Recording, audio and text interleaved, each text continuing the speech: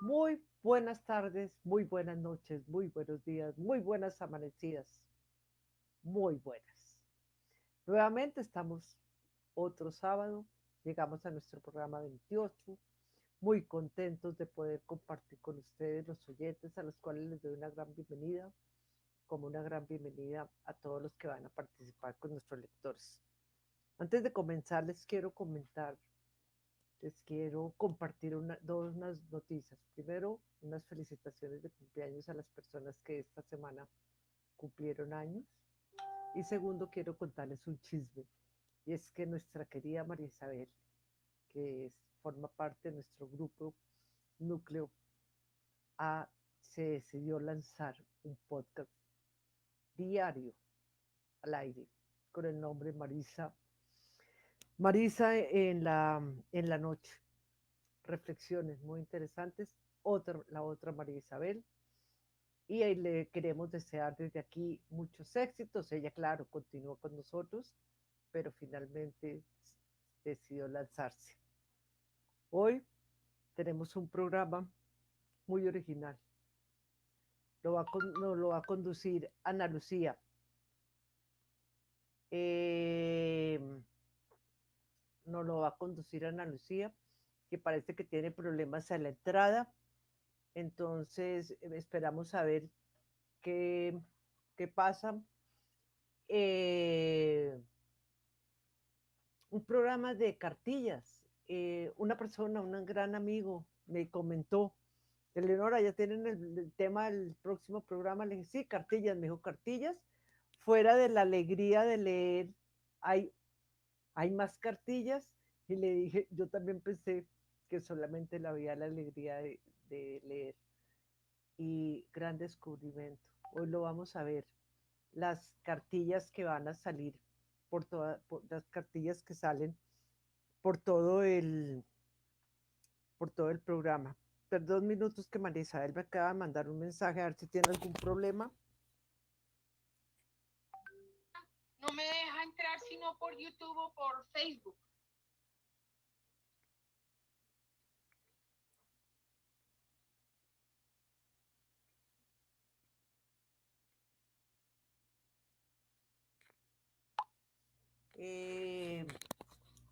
De eso ya está Ana Lucía con una situación, yo creo que ya está, ya entra dentro de poquito.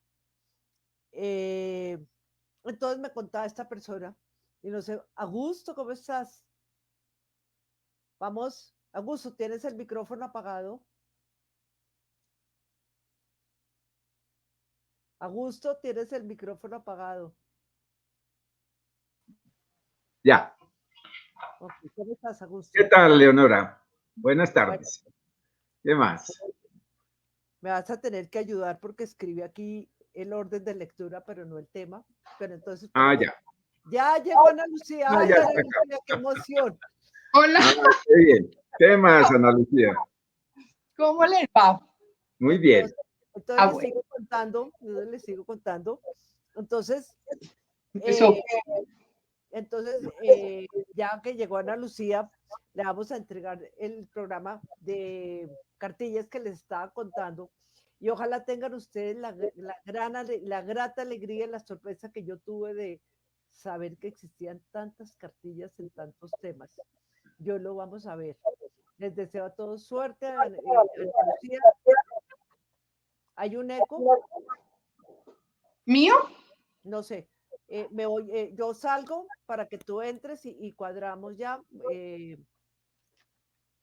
Perfecto. Bueno, Ana Luz, sigue, arranca mientras que Perfecto. salgo. Bueno, ¿cómo están todos? Bienvenidos todos los que están conectados en este momento y los que nos verán más tarde. Cuando hablamos de cartillas, a todos se les viene como en la mente la cartilla en la que aprendimos a leer. De hecho, cuando conversé con uno de los invitados que leen ahorita y le dije que sobre cartillas y me dice, yo ya estoy bien talludito para cartillas. Entonces, a todo el mundo se le viene como esa idea. ¿Qué es una cartilla? Una cartilla es de acuerdo como lo describe Google y lo describen, es una publicación escrita, corta, de un tema específico con el propósito de orientar sobre un tema. Es como un tratado breve elemental sobre un arte u oficio, ¿sí? Puede, ¿aló? ¿Me oye? Sí. Bueno. Puede utilizar imágenes de texto, cuadros, tablas. Es muy importante que lleve como imágenes, al ser un tema como educativo, por lo general es como educativo u orientador, entonces que lleve textos, cuadros, tablas, y es pequeño, es corto, no son muy largas, y también de pronto tener unos espacios donde se pueda hacer apuntes. Esto es en general cartilla y fue lo que tuvimos como la idea de hacer nuestro programa de hoy. Estuvimos recorriendo entre varios a ver cuáles encontrábamos y tenemos unas sorpresas agradabilísimas. Por ejemplo, esta primera de Augusto es que nos vamos de camping, nos vamos de excursión. Entonces es una cartilla sobre lo que debemos y no debemos hacer en una excursión. ¿Sí, Augusto? Más o menos, sí, señora. Adelante. Sí. Bueno, yo antes de empezar, pues quería como comentar el por qué escogí como este tema y qué representa realmente para mí en mi vida el tema de las excursiones y de la montaña. Yo fui montañista, pues ya tengo algunos años, recientemente no he estado en esa actividad. Y quería comentar básicamente cómo empezó todo y con el ánimo de que muchos de los oyentes pues se entusiasmen también y sepan lo que esto significa en la vida de las personas. Todo inició, digamos, hace unos 65 años, cuando con mi hermano Guillermo fuimos a ver en Tunja una película sobre montañas, que era la primera escalada del Monte Cervino o Matterhorn. Y eso nos generó y nos marcó y nos generó un entusiasmo y una pasión por las montañas que ha perdurado toda la vida, que ya es extensa, ¿no? Iniciamos excursiones, las primeras en todas las cercanías de Tunja, y posteriormente excursiones más largas a otros pueblos por allá en Boyacá. Con el tiempo, y ya estamos hablando de 1970, nos decidimos ir a la Sierra Nevada del Cocuy, y en esa época con equipos extraordinariamente rudimentarios, algunos de los cuales me los fabricó mi mamá. Y con la ayuda de un amigo del colegio, oriundo del Huicán, que no conocía realmente mayormente la sierra, nos aventuramos a ir por el lado del Pico Pan de Azúcar, caminando por su glaciar y al lado del imponente Púlpito del Diablo, en una travesía desde el Cocuy y posteriormente al anochecer ya, una travesía hasta el Huicán. Fue algo maravilloso. El tema de excursiones ya en familia y con mi hermano es interminable. Acampadas en el Neusa, Parque Dosetá y numerosas excursiones, la lista es interminable. Ya en la parte, digamos, de montaña, de alta montaña, en 1977 conocí a Ernesto Murillo, un excelente montañista y escalador y mejor persona y amigo, líder, motivador y maravilloso guía y compañero de montaña. Lamentablemente fallecido hace más de 10 años. En 1978 iniciamos con él y con su esposa Marta, con mi hermano y nuestras esposas, y en ocasiones con otros amigos muy queridos, varias excursiones de alta montaña, a los nevados Tolima, Sierra Nevada del Cocuy y Santa Isabel. Y en otras excursiones por la Sierra del Cocuy, mucho más adelante, es inolvidable la subida a uno de los picos sin nombre, por paredes pequeñas de roca y hielo, y glaciar, por supuesto, guiados y asegurados por un excelente montañista, Sergio Gaviria. Mucho tiempo después, ya la última subida por allá al Cocuy, hace más de 25 años, un gran paseo, una excursión familiar con todos mis hijos, las señoras, pues los sobrinos, en fin, eso inolvidable. Hoy en día vivo junto al embalse del Hato, aquí mi paraíso, y aquí sigue vivo el espíritu de las excursiones,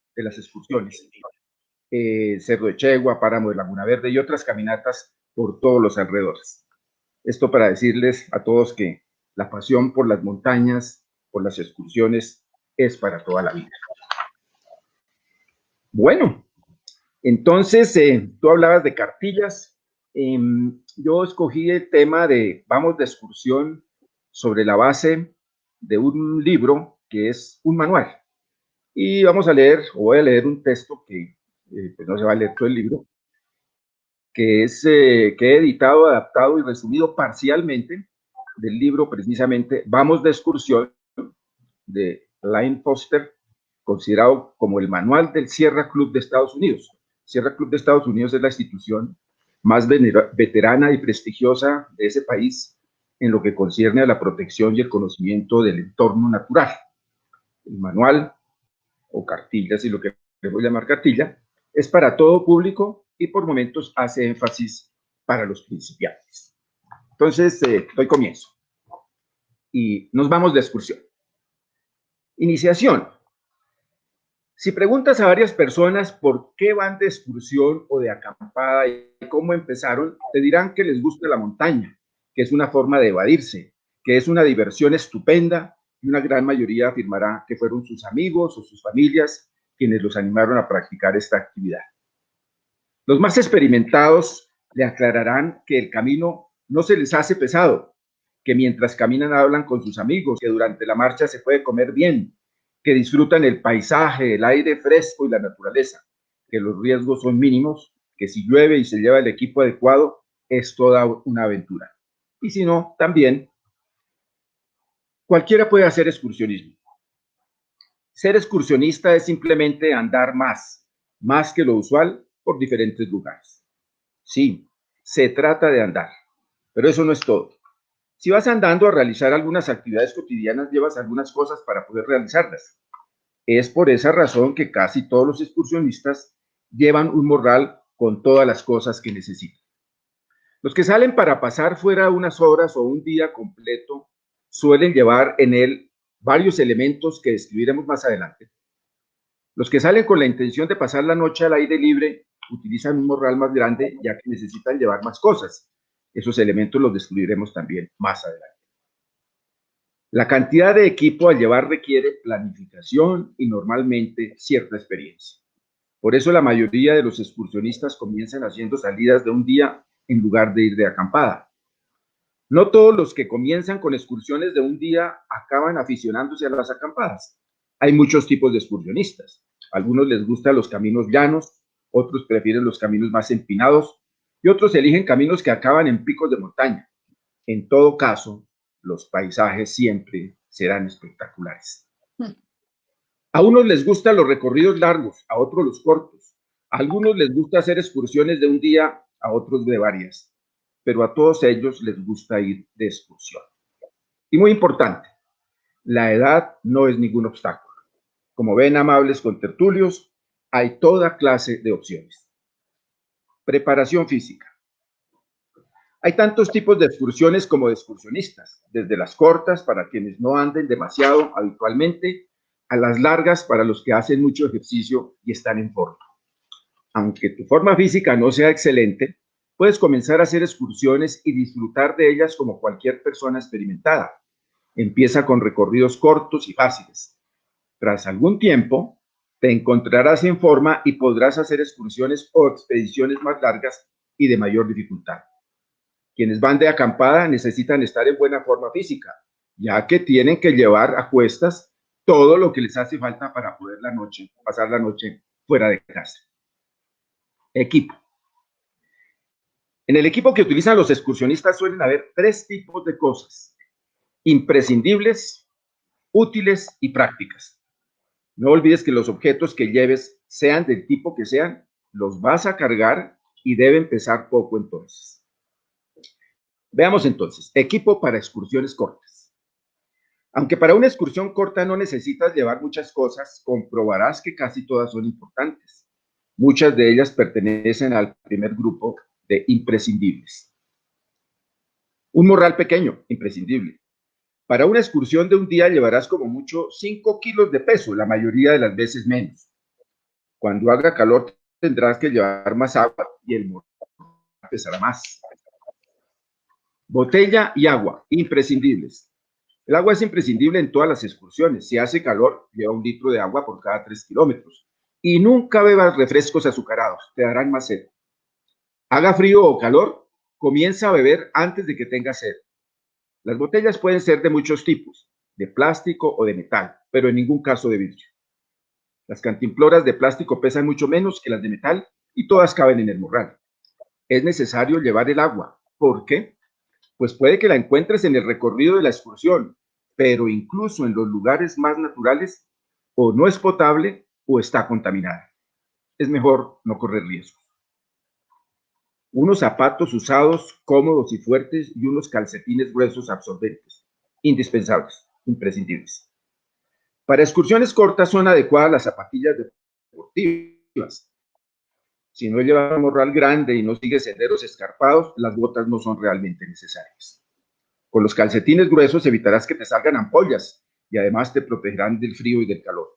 No utilices calcetines de algodón al 100% porque te van a producir ampollas. Son recomendables los calcetines de lana o los de fibra sintética.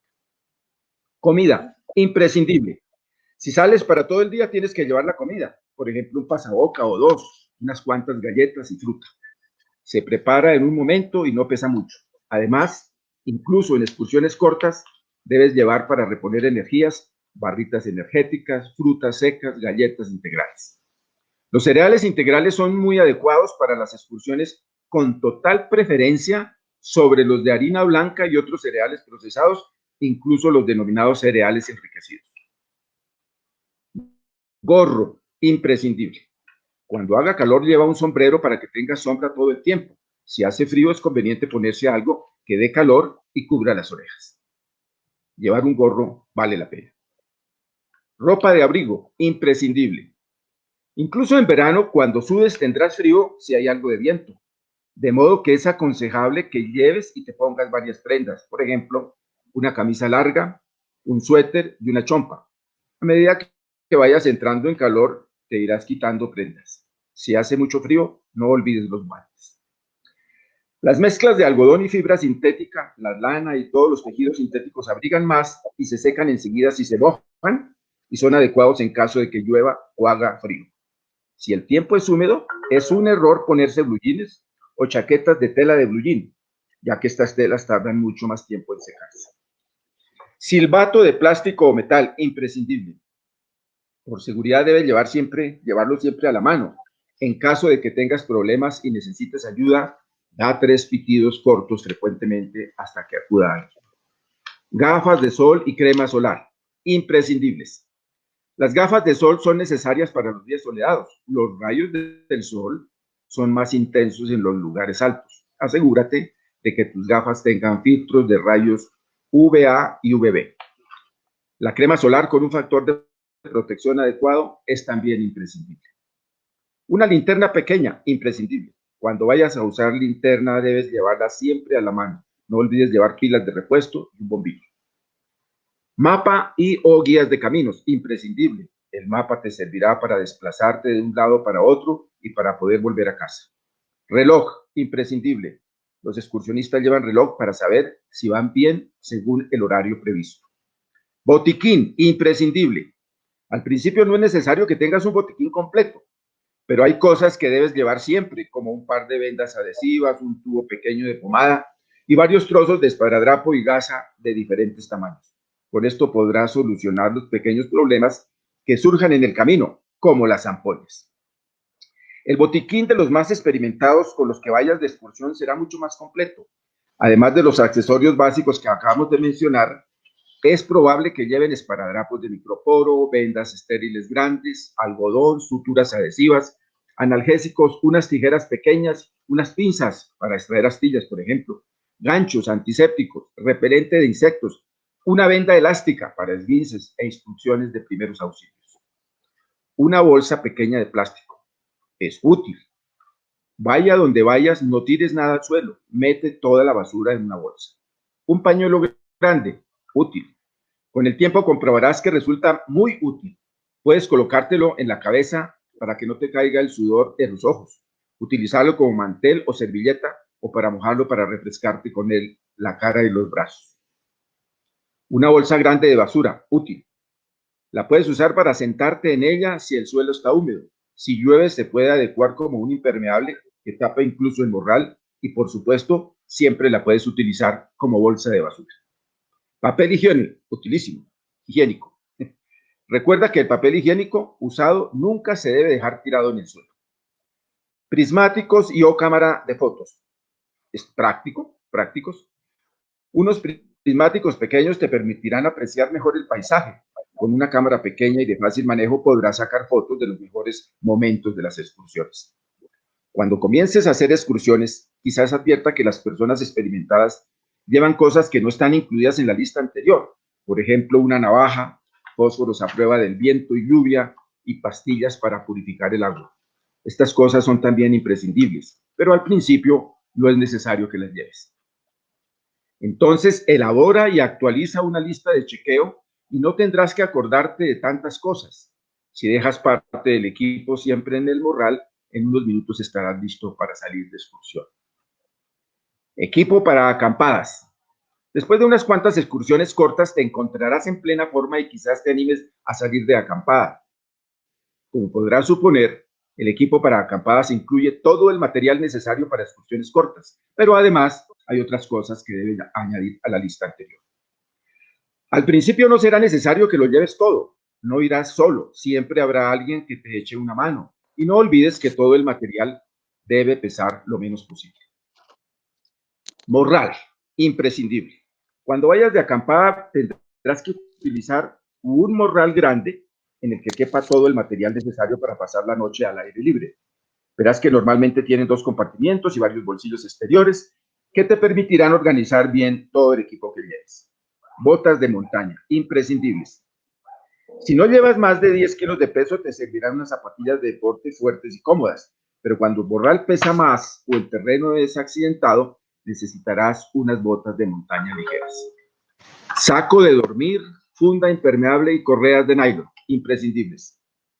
Los mejores sacos de dormir para acampadas son los que están rellenos de fibra sintética. No se apelmazan, se secan rápido y en ningún caso dejan que penetre el frío. Cuando hace calor, no es necesario utilizar un saco muy grueso. Es decir, hay sacos para tierra fría y para tierra caliente, o invierno o verano. Para proteger el saco necesitas una funda impermeable de nylon. Aislante y protector para el suelo, imprescindible.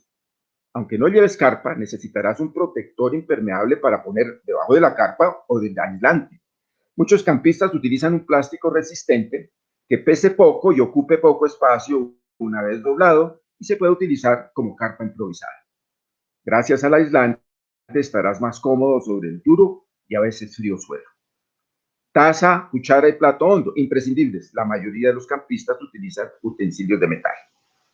Carpa, útil. En algunas zonas, imprescindible. Cuando comiences a ir de acampada, verás que hay personas que siempre llevan una carpa, aunque haga buen tiempo. Otras que nunca utilizan carpa, aunque haga mal tiempo, y otras que las usan algunas veces. Tras unas cuantas acampadas, tú también podrás o tendrás tus preferencias. Al principio no hará falta que lleves tu propia carpa. Es muy probable que compartas una con campistas más experimentados. Para ir de acampada es conveniente que utilices una carpa que pese poco y sea fácil de montar. Además debe tener un doble techo para la lluvia y se debe poder mover antes de sujetar las clavijas de piso. Impermeable, útil. Normalmente son en forma de poncho que también cubre el morral y deben tener capucha y si es posible una visera. Algunos campistas llevan un impermeable específico para cubrir el morral como una funda y adicionalmente pantalones impermeables. Una pala pequeña, útil, utilísima. Viene muy bien para hacer huecos, para hacer inodoros en pleno campo o para hacer zanjas alrededor de la carpa. Rutas. Para el tipo de excursiones que harás en un principio necesitas caminos. Los excursionistas y campistas con mucha experiencia suelen ir a campo traviesa sin seguir ningún camino. Para esto último deberás aprender a utilizar la brújula, reconocer mapa y estar en una forma excelente. Para conseguir información sobre rutas se puede acudir a oficinas de turismo, asociaciones de montaña o en los parques nacionales. Y por último, respeta la naturaleza.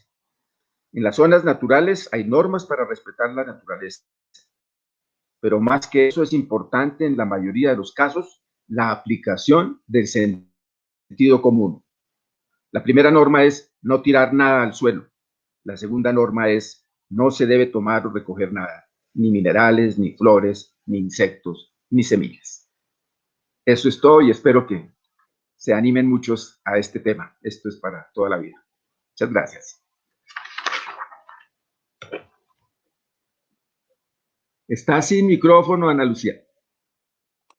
Interesantísimo y gracias por compartir algo que es tu vida, que es parte de tu vida y de lo que te fascina. Mil y mil gracias. Y hasta la próxima. Bueno. Señora, gracias. Chao, Ángel. Chao. Ángel, ¿cómo estás? Bienvenido de nuevo. Te habíamos perdido por unos días. Hola, Ángel. Hola, Augusto. Hola, Ana Lucía. Encantado de volver a veros. No, perdido no. Simplemente un pequeño descanso. Oye, ¿y así está el frío en España? Digamos que estoy... es un fular y es que tengo la garganta un poquito... Bueno. Y tú recuerdas el dicho ese que dice que hombre prevenido vale por 2 o 3... 4, sí. Procuramos prever un poco. Bueno. Él fue precisamente el talludito, el que me dijo que estaba crecidito para leer cartillas, pero tal no está crecidito que se encontró una joya, que es la cartilla de la Guardia Civil Española de 1949. No, 1845. Tiene casi 175 años. Wow. La cartilla esta. ¡Qué maravilla! Entonces, adelante. Precisamente buscando algo interesante y que, porque suponía que la mayoría pues buscaría algo más cotidiano, pues me encontré con esta joyita y vamos con ello. Para poner el antecedente, la Guardia Civil es un cuerpo policial español de carácter militar. Fue creada el 13 de mayo de 1844 por Francisco Javier Girón, segundo duque de Ahumada, para intentar solucionar el grave problema de seguridad que existía en las zonas rurales de España tras finalizar la Primera Guerra Carlista. Para recoger el ideario y extractar las misiones a las que deberían hacer frente los miembros del Instituto Armado, fue creada la Cartilla del Guardia Civil, que en su edición del 20 de diciembre de 1845, redactada en la Inspección General del Arma y aprobada por Su Majestad en la citada fecha, indicaba lo siguiente en el primer capítulo de su primera parte, titulado Prevenciones Generales para la Obligación del Guardia Civil. Todo lo que a continuación voy a leer está con la redacción original. Artículo primero. El honor ha de ser la principal divisa del Guardia Civil. Debe, por consiguiente, conservarlo sin mancha. Una vez perdido, no se recobra jamás. Segundo, el Guardia Civil, por su aseo, buenos modales y reconocida honradez, ha de ser un dechado de moralidad. Tercero, las vejaciones, las malas palabras, los malos modos, nunca debe usarlos ningún individuo que vista el uniforme de este honroso cuerpo. Cuarto, siempre fiel a su deber, sereno en el peligro y desempeñando sus funciones con dignidad, prudencia y firmeza, será más respetado que el que con amenazas solo consigue malquistarse con todos. Quinto, debe ser prudente, sin debilidad, firme sin violencia y político sin bajeza. Sexto, el Guardia Civil no debe ser temido sino de los malhechores, ni temible sino de los enemigos del orden. Procurará ser siempre un pronóstico feliz para el afligido, y que a su presentación el que se creía cercado de asesinos se vea libre de ellos. El que tenía su casa presa de las llamas considere el incendio apagado. El que veía a su hijo arrastrado por la corriente de las aguas lo crea salvado. Y por último, siempre debe velar por la propiedad y seguridad de todos. Séptimo, cuando tenga la suerte de prestar algún servicio importante, si el agradecimiento le ofrece alguna retribución, nunca debe admitirla. El guardia civil no hace más que cumplir con su deber, y si algo debe esperar de aquel a quien ha favorecido, debe ser solo un recuerdo de gratitud. Este desinterés le llenará de orgullo, le granjeará el aprecio de todos y muy particularmente la estimación de sus jefes, allanándole el camino para sus ascensos. Octavo. El guardia civil, lo mismo en la capital de la monarquía que en el despoblado más solitario, no deberá salir nunca de su casa cuartel sin haberse afeitado lo menos 3 veces por semana, teniendo el pelo y las uñas cortadas, bien lavado, peinado y aseado, limpiando diariamente las botas y zapatos. Noveno. Lo bien colocado de sus prendas y su limpieza personal han de contribuir en gran parte a granjearle la consideración pública. Décimo. El desaliño en el vestir infunde desprecio. Undécimo. Si encontrase algún conocido, amigo o camarada, le saludará con urbanidad y decencia, sin gritos ni ademanes descompuestos, y usando siempre para ello de sus nombres y apellidos, sin valerse de los motes o apodos porque son conocidos algunas personas. Duodécimo. Será muy atento con todos. En las calles cederá la acera del lado de la pared no solo a los jefes militares, sino a las justicias de los pueblos en que esté, a todas las autoridades en cualesquiera de las carreteras del Estado y por lo general a toda persona bien portada, y en especial a las señoras. Es una muestra de subordinación para unos, de atención para otros y de buena crianza para todos. 13. Tendrán muy presente los individuos del cuerpo el artículo de ordenanza que previene el saludo a todos los oficiales del ejército para distinguirse en observarlo con la mayor puntualidad. 14. Nunca se entregará por los caminos a cantos, ni distracciones impropias del carácter y posición que ocupa. Su silencio y seriedad deben imponer más que sus armas. 15. Ha de procurar juntarse generalmente con sus compañeros para fomentar la estrecha amistad y unión que debe haber entre todos los individuos del arma, aunque también podrá hacerlo con aquellos vecinos de los pueblos que por su moralidad y buenas costumbres sean apreciados y considerados en el pueblo donde estuviere. 16. No entrará en ninguna habitación sin llamar anticipadamente a la puerta y pedir permiso, valiéndose de las voces «¿Da usted su permiso?» u otras equivalentes, olvidando absolutamente la denominación de patrón o patrona, que comúnmente suelen usar todos los soldados. Cuando le concedan entrar, lo harán con el sombrero en la mano y le mantendrán en ella hasta después de salir. 17. Cuando tenga que cumplir con las obligaciones que le imponen el servicio peculiar del instituto a que pertenece y sus reglamentos, de exigir la presentación de pasaportes, disipar algún grupo, hacer despejar algún establecimiento o impedir la entrada en él, lo hará siempre anteponiendo las expresiones de «haga usted el favor» o «tenga usted la bondad». Cuando sean oficiales o jefes del ejército, lo verificará además dándoles el tratamiento y haciéndoles el saludo que les corresponda por sus insignias.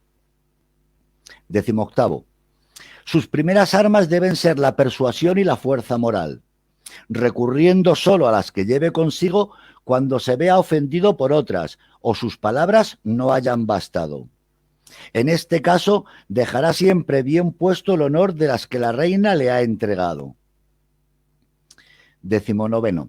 Cuando tenga que dar parte personalmente a algún superior, después de saludarlo con el arma o sin ella, según se encontrare, le hará una relación sucinta de lo que hubiere presenciado, concretándose a referir la ocurrencia tal y como hubiere pasado, sin añadir nada, ni hacer comentarios inoportunos. Hablará despacio, en tono de voz comedido y respetuoso, manteniéndose cuadrado y con los brazos caídos, dando siempre a cada uno el tratamiento que le corresponda. 20. El guardia civil siempre llevará consigo tintero y papel, para hacer sus apuntaciones y el cuaderno de requisitorias de los criminales a quienes se persiga por la ley. 21. Deberá estar muy engreído de su posición y, aunque no esté de servicio, jamás reunirse a malas compañías ni entregarse a diversiones impropias de la gravedad que debe caracterizar al cuerpo. 22. Los individuos de la Guardia Civil se conducirán en todo caso como si estuviesen de servicio y para su desempeño deben saber de memoria el reglamento del arma que siempre portarán consigo. 23. Para llenar cumplidamente su deber, procurarán conocer muy a fondo y tener anotados los nombres de aquellas personas que por su modo de vivir holgazán, por presentarse con lujo sin que se les conozcan bienes de fortuna y por sus vicios, causen sospecha en las poblaciones. 24. Observará a los que sin motivo conocido hacen frecuentes salidas de su domicilio y seguirá los pasos de los sujetos que se hallen en este caso, reconociendo sus pasaportes para cerciorarse de su autenticidad y en el caso de tener noticia de la perpetración de algún delito, tratará de averiguar por todos los medios posibles dónde estuvieron esas personas en el día y hora que se cometió. Practicando estas indagaciones con el detenimiento y minucioso examen que tan delicado asunto requiere, tal vez no se cometerá un crimen cuyos autores no sean descubiertos. 25. Por ningún caso allanará la casa de ningún particular, sin su previo permiso. Si no lo diese para reconocerla, manteniendo la debida vigilancia a su puerta, ventanas y tejados por donde pueda escaparse la persona que persiguiese, enviará a pedir al alcalde su beneplácito para verificarlo. 26. Se abstendrá cuidadosamente a acercarse nunca a escuchar las conversaciones con las personas que estén hablando en las calles, plazas, tiendas o casas particulares, porque este sería un servicio de espionaje, ajeno de sus institutos, sin que por esto deje de procurar adquirir noticias y de hacer uso de las que puedan serle útil para el mejor desempeño de las obligaciones que el servicio del cuerpo le impone. 27. Será siempre de su obligación perseguir y capturar a cualesquiera que cause herida o robe a otro y evitar toda riña. 28. Siempre que observe algún motín o tumulto que por su muy superior fuerza no pueda contener por sí solo, deberá acudir a pedir auxilio a la guardia o cuartel que hubiere más inmediato y donde no lo hubiese, ponerlo inmediatamente en conocimiento de la autoridad para que se adopten las medidas que el caso requiera. 29. Cuando dé parte de alguna ocurrencia verbal o por escrito, cuidará mucho de poner los nombres de los individuos aprehendidos, preguntándoselos, así como edad, oficio y pueblos de sus naturalezas. 30. Si el parte fuese referente a delitos cometidos, como asesinato, herida, robo u otros de esa especie, y hubiese testigos presenciales, cuidará igualmente de referir esta circunstancia y de informarse, si pudiere, del nombre de ellos, su oficio y señas de las casas donde habitan, si fuera en población, y si en los caminos o despoblado de los pueblos donde residen. 31. La Guardia Civil no tiene autoridad para llamar a su presencia ni reprehender a las justicias de los pueblos. Pero si hallasen alguna falta en su comportamiento o conociesen que los alcaldes, desentendiéndose de su sagrada obligación, son causa de experimentarse en el país o en el servicio de su majestad males que pudieran evitarse, sin perder momento lo pondrán en conocimiento de sus respectivos jefes, para que llegando por su conducto a noticia del jefe político de la provincia, adopte las medidas que crea convenientes y cuando la urgencia del caso lo requiera, directamente al jefe político. 32. No tienen inmediata dependencia de las justicias de los pueblos en los que se hallan destacados, mas si éstas les pidieren auxilio para cualesquiera función del servicio, se lo prestarán con sujeción al reglamento. 33. Cuando en el campo o despoblado encuentren los guardias civiles algún herido que por su gravedad no crean pueda dar lugar a conducirlo con vida al pueblo más inmediato, deberán tomarle una declaración indagatoria, arreglada al modelo número 2 de los formularios de sumarias que se acompañan a esta cartilla. 34. En caso de que ocurra incendio, acudirá inmediatamente al punto donde tenga lugar, cuidando especialísimamente de proteger a todas las personas que se encuentren en el sitio de la desgracia, asegurando sus intereses y evitando que se introduzcan en la casa gentes que con pretexto de auxiliar llevan el de robar o cometer otros excesos. Y 35 y último. En las avenidas de los ríos, huracanes, temblores de tierra o cualesquiera otra calamidad, prestará cuantos auxilios estén a su alcance a los que se vieran envueltos en estos males.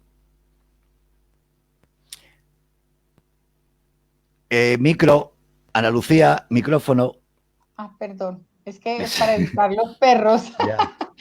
Oye, ¿y se conservan algunas de esas características? Ahí leí que María Isabel decía que todavía saludaban poniéndose la mano en la sien.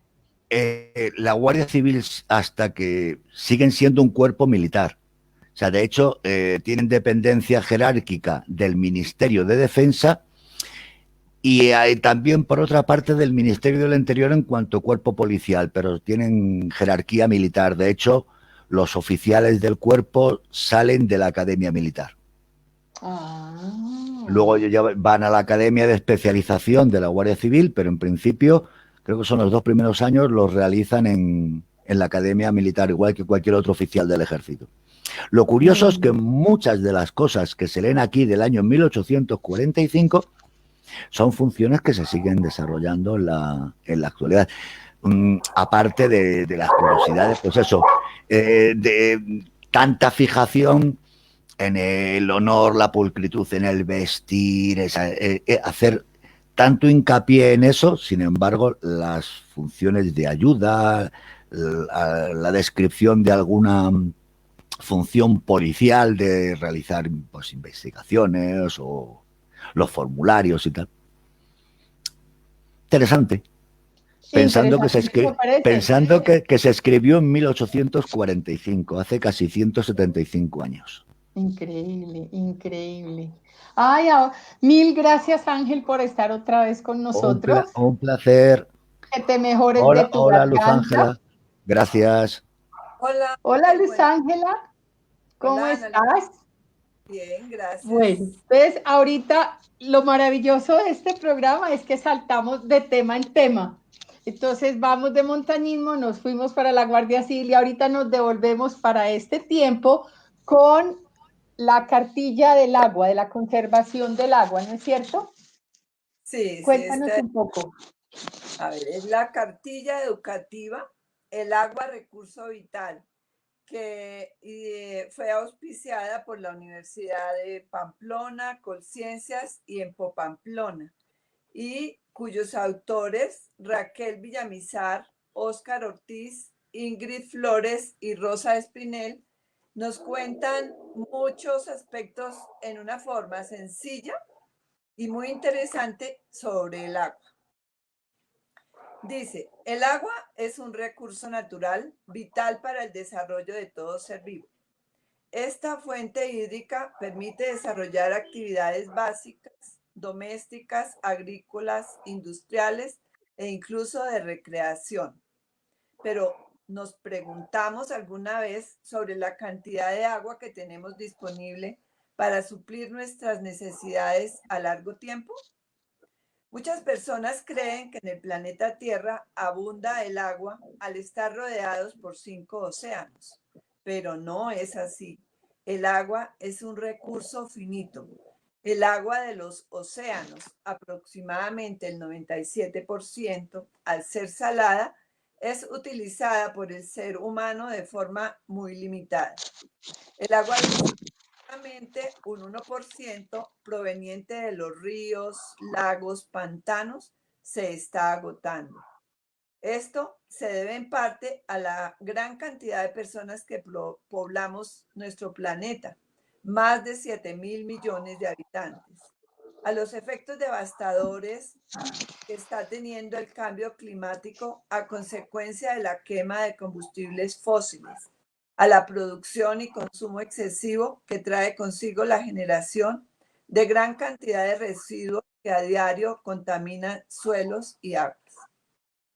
Ellos nos cuentan que con esta cartilla presentan en forma lúdica el ciclo del agua, cómo podemos contaminarla, qué agentes infecciosos se transmiten por el agua, cómo evitar.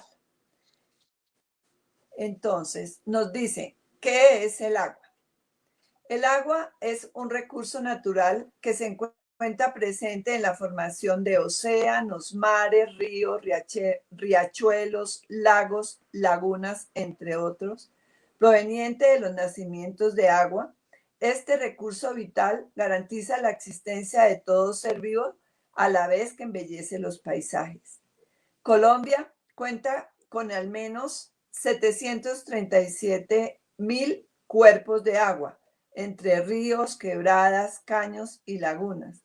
Y cada colombiano dispone de 40.000 metros cúbicos de agua al año para satisfacer sus necesidades básicas y poder llevar a cabo el desarrollo de las diferentes actividades domésticas, empresariales, académicas, industriales, agrícolas y de recreación.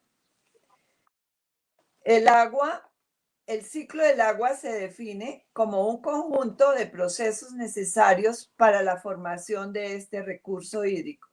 El primero de ellos se da cuando el agua cae como lluvia desde las nubes. Este proceso se llama precipitación. Parte de esta agua entra a formar parte de las aguas subterráneas y el resto fluye naturalmente desde las montañas, formando una red de canales y arroyos que se unen entre sí hasta formar una corriente de agua un poco más grande, denominada quebrada, la cual se dirige hacia uno de mayor proporción, el río, y finalmente desemboca en el océano. A través del calor generado por el sol, el agua líquida se convierte en vapor de agua, proceso llamado evaporación. El efecto de la temperatura hace que las plantas transpiren y de esta forma liberen el agua almacenada en sus hojas hacia la atmósfera. El agua proveniente de estos procesos, al subir hacia la atmósfera, forma las nubes, las cuales son enfriadas por el viento y convierten nuevamente el vapor de agua en agua líquida, llevándose a cabo el proceso de condensación. De este modo se genera la formación de pequeñas gotas, las cuales se juntan y crecen hasta que se vuelven demasiado pesadas y regresan a la tierra en forma de lluvia, lo que permite mantener continuamente las aguas naturales. Vamos ahora a repasar cómo se contamina el agua. El agua se contamina en su mayoría debido a actividades antropogénicas, es decir, todas aquellas generadas por el hombre. Entre ellas se encuentran los residuos derivados de las tareas domésticas, donde los mayores impactos en el agua se generan por la disposición inadecuada de los residuos, las basuras, los neumáticos, las latas, las pilas. También se encuentran los residuos corporales producto de la digestión, que son grandes contaminantes del agua. Una persona en promedio descarga al río 100 gramos de materia fecal al día, en la cual se encuentran muchos patógenos como parásitos, virus, bacterias que llegan a las fuentes hídricas. Si esto lo multiplicamos en promedio por 4 habitantes de una vivienda unifamiliar, las descargas de heces se vuelven un problema de consideración, de gran consideración. También encontramos la contaminación proveniente de las malas prácticas agrícolas. El uso indiscriminado de fungicidas y pesticidas hacen que estos residuos químicos puedan llegar a los ríos, ya que estos se deslizan por la superficie del suelo y debido a la acción de la lluvia sobre el mismo, llegan a los cuerpos de agua. Esto genera impactos sobre los ecosistemas acuáticos e incluso sobre las mismas personas y animales que emplean estas fuentes de agua para consumo. Compuestos organoclorados y organofosfatados se ha demostrado que generan efectos nocivos sobre piel, mucosas, etc. Además, son causantes de cambios en el estado de conciencia, generadores de debilidad muscular, excesiva actividad secretora y alteraciones nerviosas. La ganadería también aporta contaminación a los ríos, donde los mayores impactos se generan por las heces producidas por los animales, vacas, caballos, ovejas, cerdos, etc. Una vaca genera en promedio de 20 a 30 kilogramos de materia fecal al día. Además, cada vez que una vaca eructa, se generan entre 100 y 200 litros de gas metano, los cuales son equivalentes al 25% de emisiones humanas de este gas a la atmósfera. También el agua recibe contaminación por actividades como la minería. La extracción de carbón genera la liberación de contaminantes como óxidos de nitrógeno y azufre, dióxido de carbono, además de diferentes partículas de elementos pesados como mercurio, originando el efecto invernadero y la lluvia ácida. Nos dan algunos tips que debemos tener en cuenta. Por ejemplo, una pila usada como batería en calentadores, linternas, radios, contiene aproximadamente entre un 0.5% a un 30% de mercurio. Este metal líquido en concentraciones que sobrepasan los 20 miligramos por litro, que es el límite establecido por la OMS, puede llegar a generar efectos y daños permanentes al sistema nervioso, así como ocasionar toxicidad hepática, infarto al miocardio, entre otros. Y también esta cartilla nos trae el tema de actualidad, ¿qué son los virus? Los virus son agentes microscópicos muy pequeños para ser observados a simple vista y están presentes en todos los ambientes. Aunque diminutos, los virus ocasionan problemas muy serios en las personas y animales. Esto se debe a que son altamente resistentes a los procesos de desinfección del agua.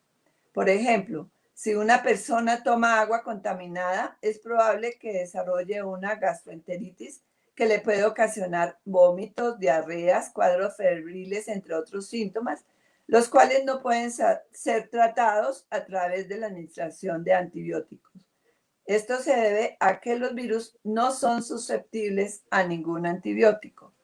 Existen más de 140 diferentes tipos de virus entéricos que pueden ser transmitidos por el agua, ya que son difíciles de eliminar en los procesos de potabilización. Dentro del grupo de virus entéricos más comunes se encuentran los rotavirus, que están presentes en aguas de ríos, provenientes en su mayoría de la vacuna aplicada a los niños cuando nacen. Los astrovirus, que son la causa principal de diarreas en el mundo y que se pueden contagiar a partir del agua y alimentos contaminados, sobre todo en épocas de intensa lluvia. Los adenovirus, los cuales afectan a los niños, principalmente se encuentran en aguas y pueden sobrevivir en objetos inanimados. También se encuentra el virus de la hepatitis A, la cual está en heces fecales de una persona infectada, en aguas, alimentos y mariscos contaminados. Las moscas también pueden transportar este virus.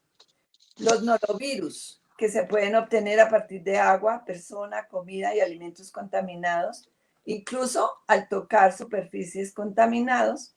Y los enterovirus, cuyo contagio está asociado a zonas de poca higiene y al consumo de aguas contaminadas. En forma sencilla, nos dice que una persona enferma de gastroenteritis puede llegar a descargar entre 10 y 11 partículas virales por gramo de materia fecal.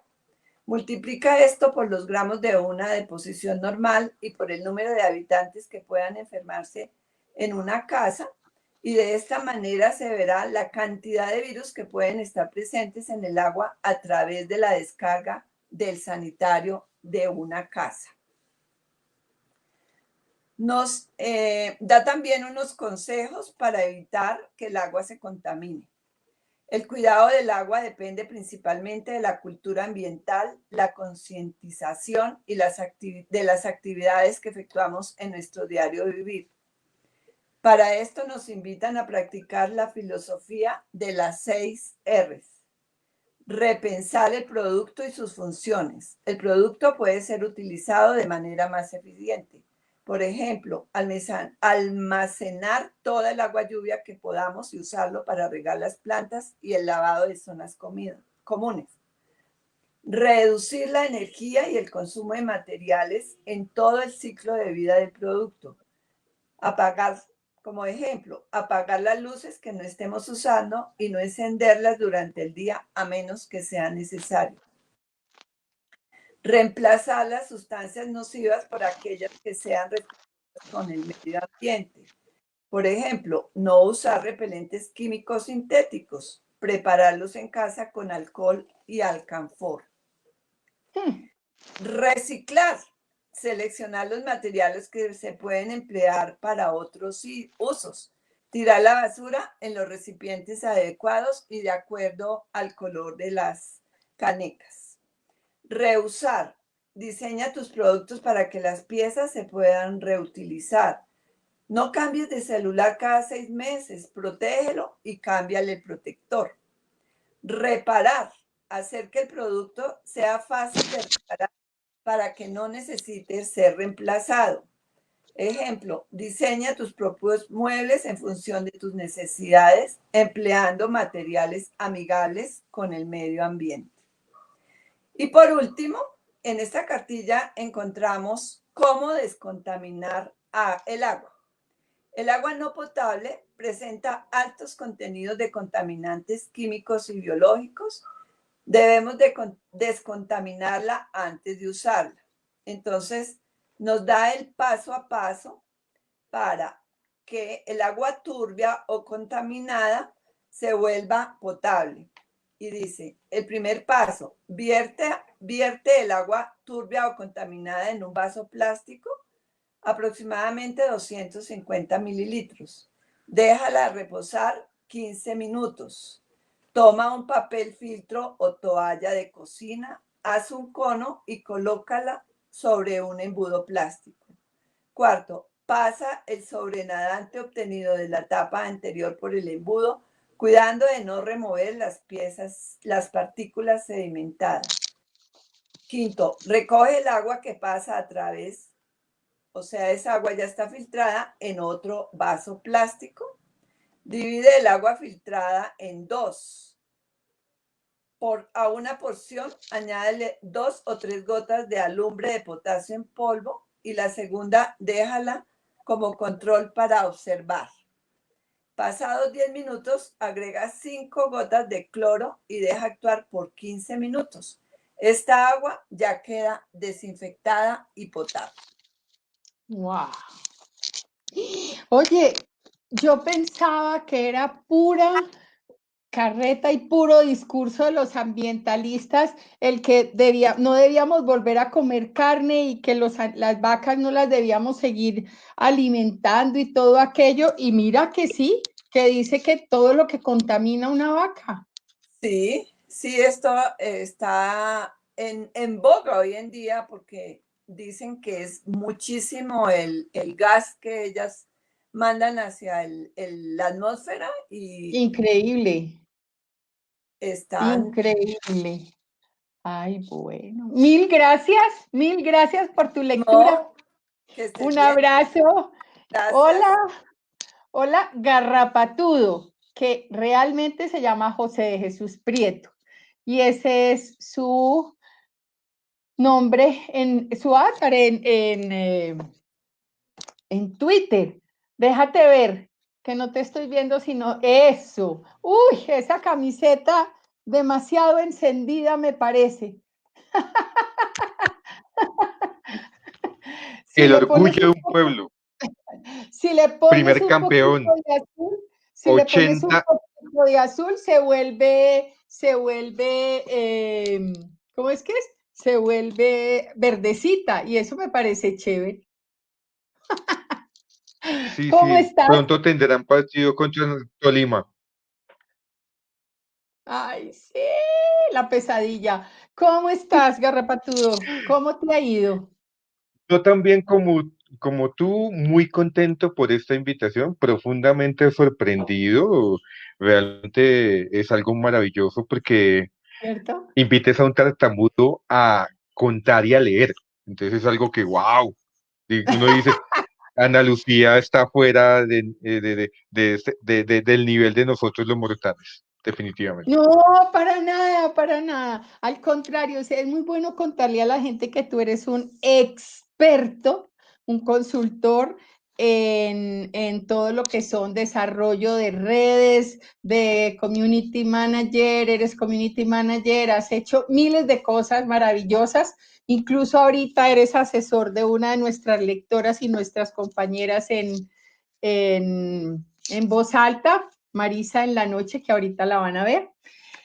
Y tú nos vas a leer algo muy afín a tu trabajo, que es precisamente un programa de radio. Tienes un programa de radio y son consejos para evitar problemas en la voz, ¿cierto? ¿Ese es No, tu cartilla? no, precisamente creo que hubo un proceso de intercomunicación negativo. Porque yo voy a Vamos hablar por de lo el que más, básico. de lo más importante y lo más valioso que podemos hacer y lo que nadie nos puede quitar, la gastronomía. Ah, entonces Voy a hablar, escogiste la gastronomía de la salud. La gastronomía, perfecto. ¿qué sucede? Que lastimosamente nuestra comida es tan maravillosa, tan espectacular, tan rica en todo sentido, que tenemos tendencia a sufrir de diabetes. Además que nosotros tan bonitos y todo, nos encanta comer, nos fascina comer. La comida colombiana es espectacular, la comida de Latinoamérica es espectacular, definitivamente. Y porque es tan rica, nos dan ganas de más y más y más. Y lastimosamente, pues eso nos ha hecho propensos a sufrir de la diabetes.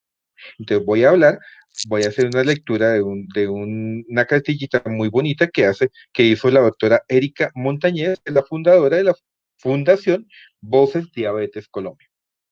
Y para los que quieran seguir en contacto conmigo, soy Garra Patudo en todas las redes sociales y tengo un programa de videojuegos de los martes a las 6:10 de la tarde en másmusica.fm y los miércoles hablo de geek. Entonces, para los que me quieran escuchar o los que quieran conversar conmigo, soy Garra Patudo, soy más genial de lo que me veo y orgullosamente santafereño. Adelante. Ana, muchas gracias, compañero, muchas gracias. Medellín, eres genial. Por ahí está Medellín. Sigan a Medellín, escuchen a Medellín. Ah, sí. Medellín es genial. Ahora sigue, Por ahí sí. está Medellín. Ajá. Entonces les voy a contar primero, ¿qué es la diabetes? La diabetes es una enfermedad crónica que en Colombia tiene más de 2.800.000 pacientes diagnosticados. Y eso es una estadística que nos da el sistema de salud con la actualización de octubre del 2020. Sin embargo, también es una pandemia mundial porque tiene más de 460 millones de personas que sufren de diabetes. Como verán, la diabetes se ha convertido por muchos años en un problema de salud pública, porque la mayoría de los casos, los factores de riesgo que corresponden al 95% de los desencadenantes de la diabetes y las complicaciones se pueden prevenir, todas se pueden prevenir. El caso de la diabetes tipo 2, el mundo puede prevenir la obesidad, el sedentarismo, la mala alimentación, los malos hábitos que son, de dicho de una manera muy general, el mayor causante de la pandemia de la diabetes. La diabetes es una enfermedad que puede partir de un problema inmunitario o de factores de riesgo como la obesidad, el páncreas no produce suficiente insulina o la insulina que produce no es lo suficientemente eficaz para regular los niveles de azúcar de la cáncer, de la sangre. al no poder transportar debidamente la glucosa, esta empieza a afectar distintos órganos del cuerpo debido a las altas concentraciones de azúcar en el torrente sanguíneo, afectando los ojos, los riñones, encías, extremidades y otro tipo de pequeños vasos sanguíneos y el corazón que afectan progresivamente y si no se tiene el debido control. Cuando este proceso se presenta en un camino hacia un diagnóstico, puede ser diabetes tipo 1 o tipo 2. La más conocida y tratada hasta la fecha, que es la gestacional. La diabetes tiene un tratamiento estricto de control para su manejo si no hay cura hasta la fecha, pero hay múltiples terapias y tecnologías que ayudan a mejorar la vida de los pacientes. Hay varios tipos de diabetes. El tipo 1, eso sí, no se puede elegir el tipo de diabetes. No puedes elegir, son las personas que por razones atribuidas a factores genéticos o por respuesta autoinmune, tienen deficiencia en las células betas del páncreas, que son las encargadas de la producción de la insulina, y no logran producir la insulina suficiente, y generalmente los pacientes suelen ser diagnosticados a edades muy tempranas, desde el primer año de vida incluso. La tipo 2 se podría prevenir, es así, porque generalmente está asociado a los malos hábitos de vida. A pesar de tener un componente importante hereditario, te motiva al desarrollo de la diabetes tipo 2. También entran en juego factores de riesgo como la obesidad, el sedentarismo, la hipertensión, el tabaco para los que fuman, y otros que hacen que se desarrolle la resistencia a la insulina, que es progresiva y se diagnostica con pacientes adultos, generalmente aunque el incremento de la obesidad infantil puede aparecer en etapas más tempranas. Y la gestacional, que es muy conocida, es temporal. Es temporal porque aparece durante el periodo de embarazo y de la mujer, ya que registra altos niveles de azúcar en la sangre. Mucho cuidado. Y para lo que nosotros hacemos radios antiguas, por favor coloquen el cassette Rec and Play. Los síntomas, porque la diabetes es silenciosa, entonces uno tiene que poner mucho cuidado a lo que dice. Los síntomas son el aumento del apetito. Mucho cuidado, señorita Ana Lucía. El aumento de la sed. Mucho cuidado, señoritas, todas las que nos están escuchando aquí. Necesidad de orinar con mayor frecuencia. Pérdida inevitable de peso. Que usted está así todo contento cuando, wow, uy, se fue la panza. Mucho cuidado. Y registrar una glucemia mayor a 200 miligramos a cualquier hora. Es decir, que le pinchan el dedo, uno dice, ¡ay! Y le sale la sangrecita, se la miden y dice, tiene más de 200 miligramos. O una glucemia mayor a 126 en ayunas. Las complicaciones de la diabetes. Esto sí, pónganle mucho cuidado. El mal control de la diabetes genera un desbalance de la fluctuación de la glucosa. Es decir, que no se puede controlar. Que empieza usted a marearse, empieza a ver mal, empieza a tener un dolor de cabeza profundamente violento. Ya con el tiempo, el pie diabético. Uno no siente las heridas en el pie, uno no siente el dolor en el pie, y cuando menos se da cuenta, se le están cayendo pedacitos. Así es. Falla renal, subida de tensión. Esto sí, las mujeres no lo sufren, nosotros sí. Disfunción eréctil. Ujú. No es broma. Es muy importante. Si usted le está fallando, hágase medir. Y la depresión. Usted está todo tranquilo y feliz de la vida, de pronto como se le fue la energía, estoy triste, me falta algo. Efectivamente, hágase medir, que puede que no sea de aquí, sino del páncreas. Y aquí estoy más chévere todavía. ¿Qué puedo comer si tengo diabetes? Eso sí que en este momento ya son las 7:10 y nos está dando hambre. La carne de cerdo es una excelente fuente de zinc, acompañada con adecuado consumo de frutas y verduras para fortalecer el sistema autoinmune. La grasa, no señor, ni la mire, ni la abuela. Las grasas se pueden llamar lípidos, son compuestos conformados por carbono, oxígeno e hidrógeno. Son insolubles en el agua y aportan 9 calorías por gramo. Se llama grasa a todo lo que presenta en forma sólida, como margarina, la mantequilla, y aceites cuando son líquidos, como el aceite de soya, girasol, la canola y oliva. ¿Por qué las grasas deben estar dentro de las grasas deben estar en la alimentación? Las grasas son buenas en el debido control, son fuente de energía. La grasa es parte de la célula.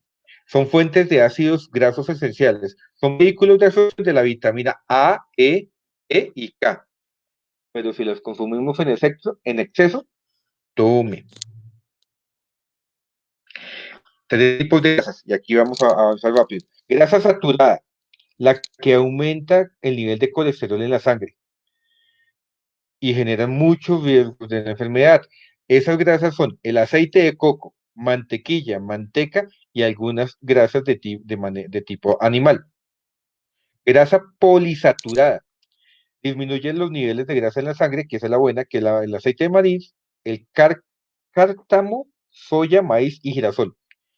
Grasa monoinsaturada, uy, lo logré decir, son grasas que protegen el corazón, aumentan las grasas buenas en el cuerpo, como el aceite de oliva, la canola, el maní, las nueces y el aguacate. El aguacate es una grasa. Mucho cuidado. El exceso de aguacate es perjudicial para la salud.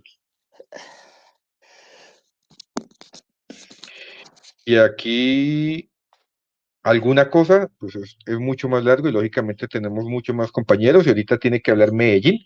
Entonces, alguna duda, buscan en Facebook, muy sencillo, Voces Diabetes. Y ahí encontrarán una gran cantidad de listados, una gran cantidad de talleres, una gran cantidad de ayudas en las cuales ustedes van a poder identificar si son propensos o tienen diabetes. O lo más sencillo, pregúntele a la mamita o pregúntele a la tía, a la abuelita, ¿usted tiene diabetes? Usted es propenso. O si tiene una barriga prominente, es que como que está comiendo un poquito más de lo que toca, también. Ay, mil gracias. Es Mil muy importante y gracias. fundamental que cuiden la alimentación, Eso porque podemos ver nuestro promedio de vida de 10 a 20 años. Y se perfecto. pueden imaginar 10 o 20 años menos sin escuchar a Ana Lucía o sin escucharme a mí. No, tristeza. Chao, Ahora le Garrapatúa, hago el paso gracias. al grande. Oh, amo y señor lo bueno y lo maravilloso Hola, del Santiago. Valle del Cauca. Oh, Gran Medellín, cómo te admiro. Mente brillante de la Oye, bibliotecología en Colombia. ¿cómo hace Grande algo? Medellín. Eso es demasiado ya, José, pero está muy bien, Chao, muchas José. gracias. Solo Un soy abrazo sincero. para Solo soy sincero. Chao. todos. Hola, Nos Santi. vemos, un Chao. abrazo. Hola, Santiago. ¿Cómo Hola, estás? Ana, qué gusto verte, bien, ¿y tú? ¿Qué has hecho? Muy bien, muchísimas gracias. Qué ¿Cómo bueno. te ha ido? Santiago es otro de nuestros nuevos lectores, nuestros invitados nuevos. Él es maestro del asunto, él es bibliotecólogo, pero además también es una persona supremamente involucrada en todo lo que es tecnología, por eso se llama Medellín, que él es tuitero, él es, bueno, de todo, es profesor, es consultor en todo lo que es de tecnología y también en redes y en desarrollo de programas y todo aquello. Y como bibliotecólogo ama los libros. Entonces lo puse en esa tarea. Quería traer personas nuevas al programa. Lo invité, él está en Cali y lo invité a que nos leyera alguna cartilla que con seguridad tenía y claro, que tenía muchas, me dijo. Y de aquí vamos a saltar otra vez al siglo XIX. Hace unos meses leímos la cartilla de la urbanidad de Carreño y hablamos sobre la urbanidad de Carreño. Entonces ahora Santiago nos va a leer lo que en el siglo XIX era urbanidad, ¿cierto? Así es, Ana, mira, hay una cosa muy interesante y es que seguramente cuando ustedes hablaron de la urbanidad de Carreño no la consideraron una cartilla, sino un manual. Sí. porque pues realmente el nombre es Manual de Urbanidad, ¿cierto? Manual de Urbanidad y Buenas Maneras. Pero técnicamente sí es una cartilla por la descripción que tú diste al principio, y es que básicamente, digamos, da cuenta de un oficio, una profesión o unas maneras específicas de hacer algo, que en este caso es la manera de relacionarse con el otro. Y pocos saben, no sé si este dato ustedes lo discutieron en su momento cuando hablaron de Urbanidad de Carreño, que realmente esa fue la época dorada, que Carreño inventó o lanzó, digamos, escribió esta cartilla, este manual, a mediados del siglo XIX. Es decir, la misma que usamos todavía en este siglo, la escribió alrededor de 1855 Carreño, si no estoy mal, pero 33 años antes, un personaje público muy importante en Colombia, que seguramente a ustedes les suena el nombre, se llama Rufino Cuervo, y es el papá de Rufino José Cuervo, ¿cierto? Que el Rufino José Cuervo es uno de los fundadores del Instituto Caro y Cuervo, que es nuestro Instituto de Lingüística y del Lenguaje en Colombia. Pues bueno, su padre, todos de una familia muy prominente de la cundiboyacense, de la época del siglo XVIII, de hecho, escribió este manual. Y yo les voy a compartir en el chat, en los comentarios de Facebook, el enlace a esta cartilla. Buenísimo. Esta edición que les estoy compartiendo es una edición que incluye la urbanidad de Carreño y que en la segunda parte incluye el manual de las maneras de Rufino Cuervo, ¿cierto? Que es tan interesante. ¿Por qué me gusta mucho más que la urbanidad de Carreño? Digamos que esto representa la realidad de Colombia en su época, porque hay que decir, además entiendo muchos de ustedes o están en Medellín o nacieron en Medellín y migraron a otros lugares, como es mi caso, y resulta que Medellín fue el centro del desarrollo de estas digamos, manuales y cartillas en ese siglo, dando cuenta de una realidad histórica de nuestro país, que es la realidad de los liberales versus los conservadores, pero de eso no vamos a hablar, porque la idea es que había algo en los manuales de manera tácita, y era que representaban esas ideas o liberales o conservadoras. Yo voy a leer solamente un pedacito, porque lo que quería contarles era la historia, y ahorita, si me permites, leer también una descripción de un artículo muy bonito que habla de esto en el Banco de la República. Bueno, entonces yo les voy a leer la lección 11ª de este manual de Rufino Cuervo. Y esta lección 11ª, bueno, primero les voy a contar, el manual de Rufino fue orientado a señoritas, ¿ya? Es decir, fue creado para las señoritas de Bogotá, de Santa Fe de Bogotá de la época, ¿cierto? Y fue creado porque Rufino Cuervo fue quien fundó precisamente la primera escuela de señoritas de Colombia, ¿cierto? En 1833, después de haber sido gobernador de Cundinamarca o de Boyacá, no estoy muy seguro, de uno de estos dos departamentos. Entonces él la fundó y, por supuesto, fundó esta escuela y escribió este manual. Y dice en el capítulo 11 este manual, de las maneras de escribir o de la correspondencia epistolar, ¿sí? Entonces, está escrito manera de preguntas y respuestas, a diferencia de los otros que hemos leído hoy, que ustedes vieron que son o párrafos de manera, digamos, muy tradicional, o numerales. Este está escrito manera de preguntas y respuestas, y aquí va. ¿A quiénes debe escribir una señorita? Dice, si es soltera, solamente a sus padres, parientes muy allegados o amigas cuando estuvieran ausentes. Si casada, a su marido y a todas aquellas personas a quienes deba hacerlo con algún objeto importante y preciso. La ligereza en escribir cartas ha causado y causa más daño a la mujer que todos los defectos juntos que pueda tener. Esta es una de las circunstancias graves de la vida de una señorita, en que necesita el consejo de sus padres. Entonces, esta primera respuesta me encantó, porque pues da cuenta precisamente de ese machismo que aún vivimos en Colombia en muchas circunstancias, y que circunscribe a las señoritas, decía aquí Rufino Cuervo, pues a una sumisión, en este caso ante sus padres y a su marido.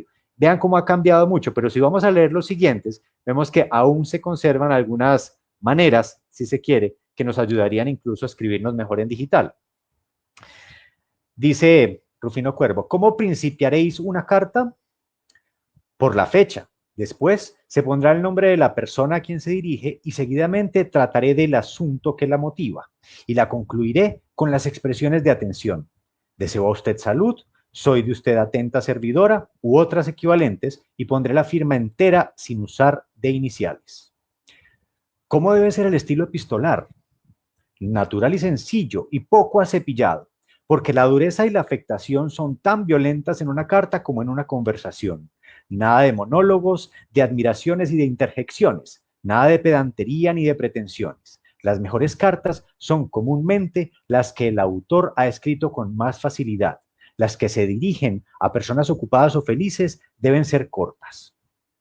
Según eso, ¿no debe ponerse cuidado al escribirlas?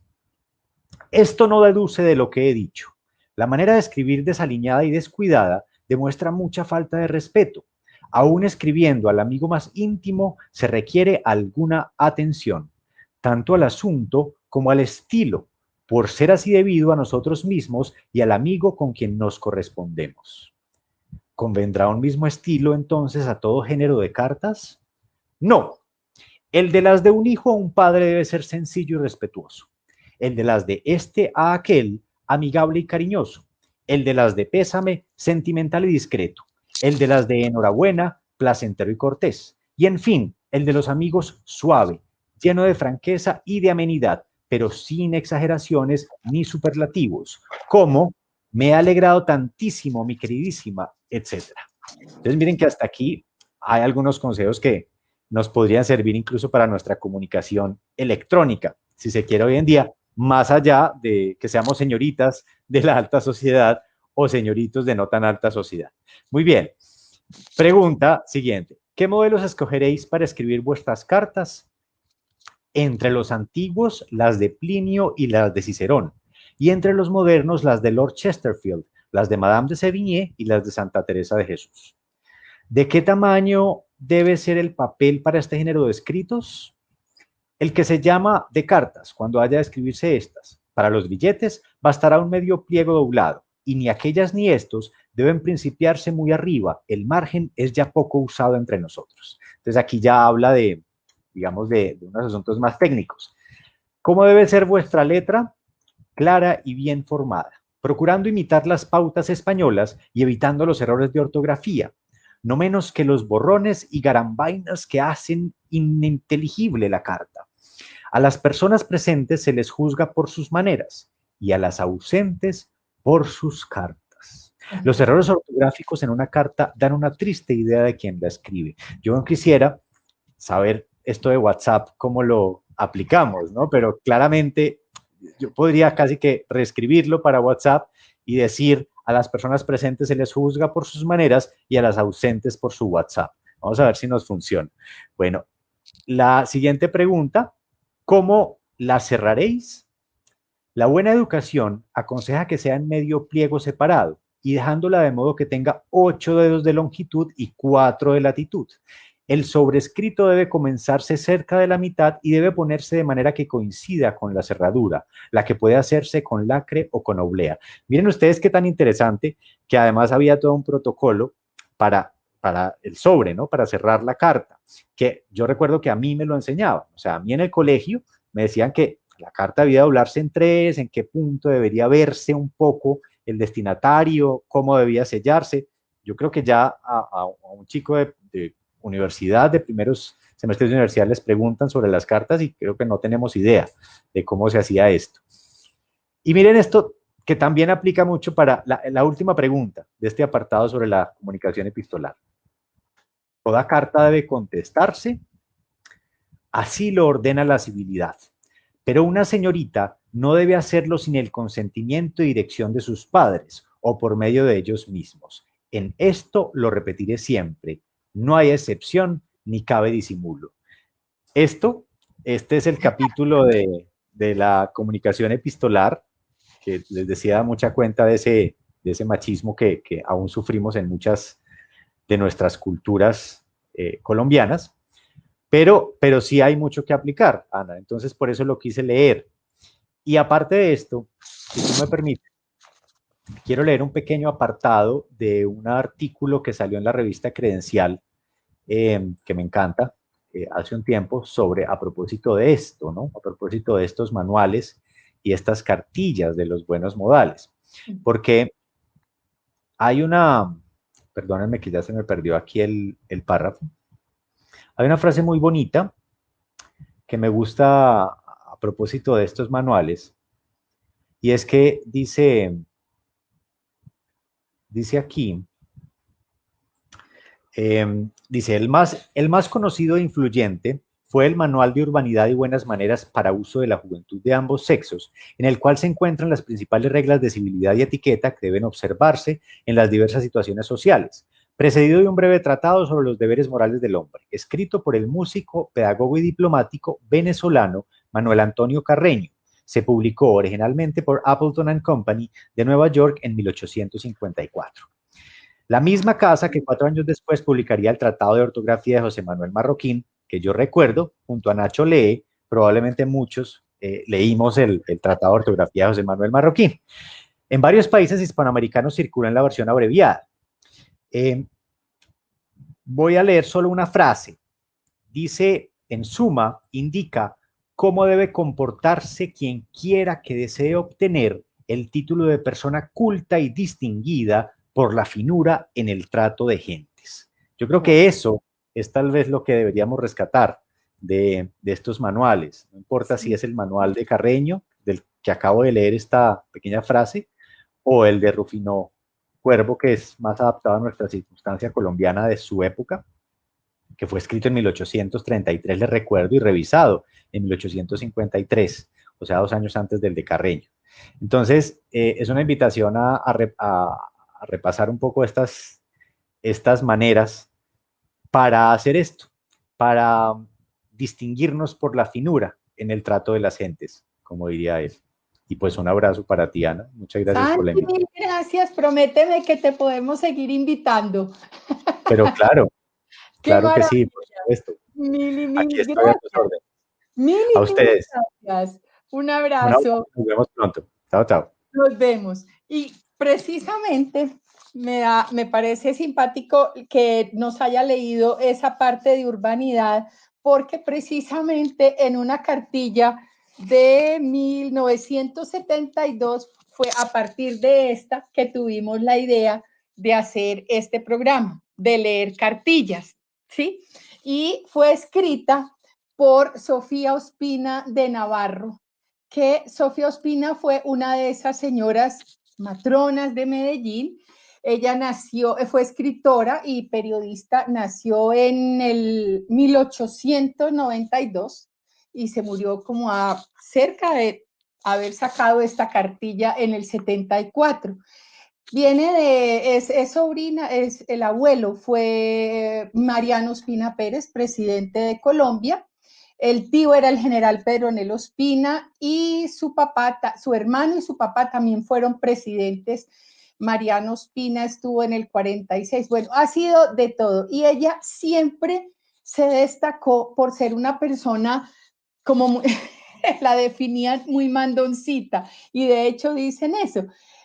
Por muchos años gobernó su hogar desde la cama, donde permanecía recostada hasta entrado el mediodía, dando órdenes y escribiendo en papelitos baratos, esos cortos y sencillos parrafitos, como le decía sus escritos. Tuvo columnas en 2 de los principales diarios de Colombia, en El Tiempo y en El Espectador, y también en El Colombiano de Medellín. Y publicó muchísimos libros, entre ellos crónicas y cuentos. Tuvo varias, esos han tenido varias reediciones y han sido súper populares. Y hay otro muy importante, que es La Buena Mesa.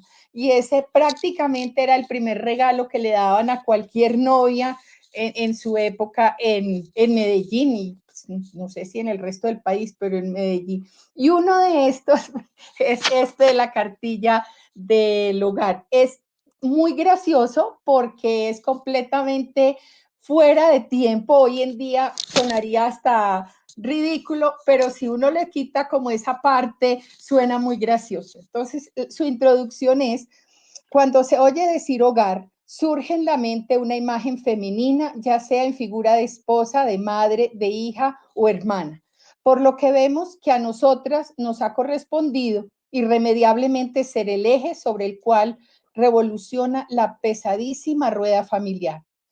Pero qué largo estudio se requiere y cuánta abnegación se necesita para coronar lúcidamente esa carrera de administración material y espiritual. No debe la mujer aspirar a ser el ama de casa ordenada y económica que vigila día y noche la hacienda de su marido sin pensar que al lado de este oficio prosaico está el de hacer feliz a una familia y que en estas cuestiones del buen vivir no siempre dan resultado satisfactorio el codal y la escuadra. ¿Cuántos hijos y maridos se sienten incómodos en su propia casa cuando la madre, con exagerado hábito de orden, les exige observar en ella el comportamiento de una visita, que los muebles se maltratan si ellos se sientan cómodamente, que los cubrelechos se ajan si se descansa en las camas, que la vida se trastorna si se levantan un poco tarde, que los invitados que llevan a comer complican la situación doméstica y mil detalles más tan insignificantes como fastidiosos? Ese estilo de orden con visos de tiranía no puede llamarse virtud, como tampoco el principio de la economía con reflejos de avaricia. Todo tiene su término medio y a él debemos ceñirnos las mujeres que deseamos hacer de nuestro hogar un refugio acogedor y agradable. Mucho se lamenta hoy en el mundo la decadencia que va sufriendo la familia y frecuentemente se habla de la importancia que tiene la prosperidad y buena marcha de los países. De manera que la responsabilidad en tal sentido es más grave de lo que a primera vista parece y a nosotros nos toca asumirla. Para llegar a ser feliz no hay propiamente reglas exactas y casi puede asegurarse que la dicha terrenal es un mito, pero sí existen principios que son base de una vida alegre y tranquila y uno de ellos es la renunciación a sus propias satisfacciones en favor de los demás y el interés que pueda tomarse por el bienestar ajeno, aún en los más mínimos detalles. Por eso, a la felicidad del hogar contribuye, aunque parezca increíble, el hecho de tener siempre en él una comida atrayente, sin que para alcanzar este fin sea necesario contar con grandes recursos económicos. Y por tal motivo, en estos desilvados comentarios hogareños, incluiremos sencillas indicaciones que al parecer carecen de importancia y que quizá para muchas lectoras hasta sean inútiles. Entre los muchos deberes matrimoniales con que la mujer se encuentra enfrentada de buenas a primeras, ocupa lugar prominente el de la dirección de la comida.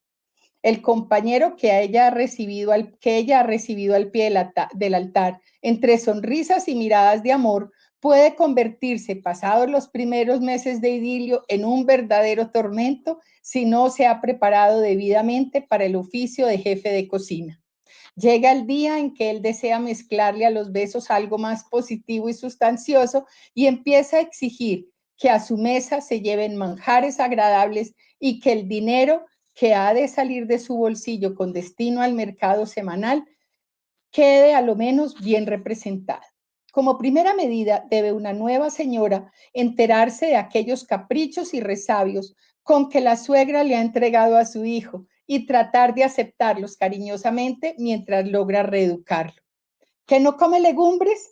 Pues luego de hablar con frecuencia sobre la importancia de su valor vitamínico conservador de la juventud, lo que para ellos es muy halagüeño, ha de empezar a dárselas en sopa, haciendo con ellas ya sea zanahorias, coliflores, arvejas, espinacas, habichuelas, remolachas, berenjenas, repollo, vitorio o auyama, una deliciosa crema, cuya receta se encontrará al final de este capítulo con la minuta completa del día.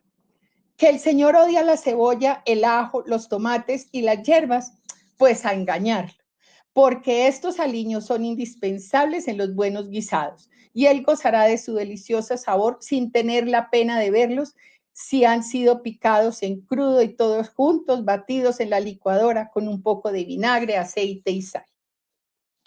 Hirviendo después esta mezcla durante 5 minutos y conservándola en un frasco para tenerla siempre a la mano. Y será este jugo lo que en las recetas que se encontrarán en esta cartilla llamamos salsa de aliños.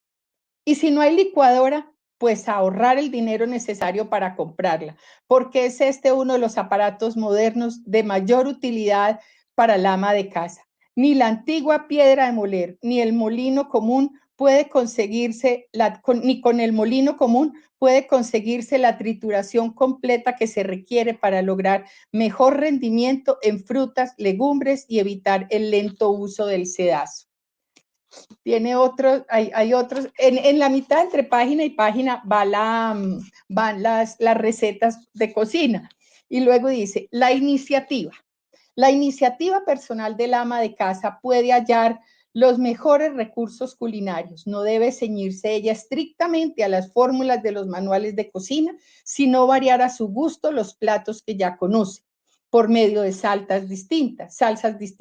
Hay que salir de la rutina de la cual somos tan aficionados, y ejemplo de rutina es la manera de preparar en Antioquia el pernil de cerdo. Parece que se hubiera patentado no solo la fórmula de asarlo al horno con cerveza o soda gaseosa, sino de servirlo siempre acompañado de las consabidas canasticas de pasta de hojaldre con mermelada. ¿Por qué no le sacamos el hueso, le frotamos con 4 cucharadas de nitro, 3 cucharadas de sal y un cuarto de panela molida, y pasados 5 días de tenerlo en la nevera, lo llevamos, lo untamos con aliños y lo asamos tapado en el horno, chuzándolo con frecuencia?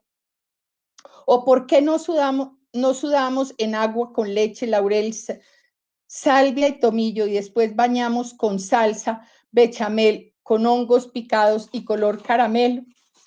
Habla de otro tema, sigue con otras, y después dice, la conversación. Tan interesantes como ofrecer una buena comida es proporcionar a nuestros invitados un rato de agradable charla. Mientras estemos con ellos, olvidemos nuestras preocupaciones íntimas y mostrémonos verdaderamente complacidos.